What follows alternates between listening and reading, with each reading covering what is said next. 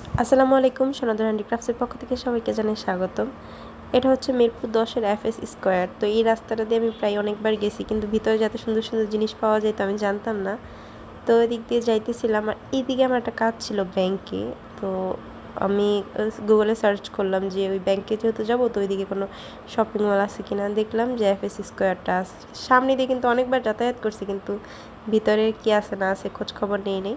তো ওই গুগল থেকে দেখে আমি আবার গিয়েছিলাম। তো যাওয়ার পর দেখলাম এখানে বেশ একটু কমের মধ্যেই ভালো ভালো জিনিস পাওয়া যায়।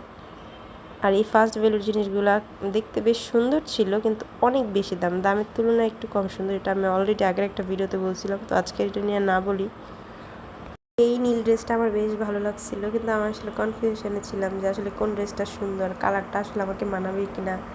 আর কটন ড্রেসগুলো একটু কমফোর্টেবল ছিল। তো দেখা যায় বোরখা সময় আমার বোরখাই ক্যারি করা হয়, তো বোরখার সাথে কটন ড্রেসগুলোই পরতে বেশি ভালো লাগে।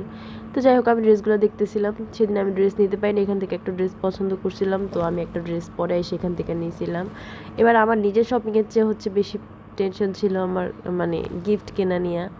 আমার বাবার মা সবার জন্য টুকটাক কিছু কেনার খুব ইচ্ছা ছিল, বাড়ির জন্য।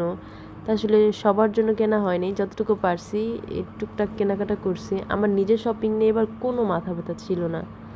শুধু আমি একটা জিনিসই ভাবতেছিলাম যে আমি সবার জন্য কিছু একটা কিনবো। তো সেম একটা নীল কালার ড্রেসও দেখছিলাম, এই ড্রেসটাও আমার অনেক ভালো লাগছে। তো এই ড্রেসগুলো আসলে দেখছিলাম, সেদিন আর নিতে পারি নাই, পরে আরেক দিন এসে এখান থেকে একটা ড্রেস নিয়েছিলাম। আমি গায়ে দিয়েও দেখতেছিলাম যে আসলে কোন ড্রেসটা একটু মানাচ্ছে। আমার এই নীল ড্রেসটা অনেক পছন্দ হয়েছিল, কিন্তু আমি খুব কনফিউশনে ছিলাম যে মানাবে কি না। তো যাই হোক, এই ছিল আমার এই ড্রেসের এদিকটা দেখা। তো আমি হচ্ছে এখান থেকে বের হয়ে জাস্ট বাটাসটা শোরুমে গেছিলাম।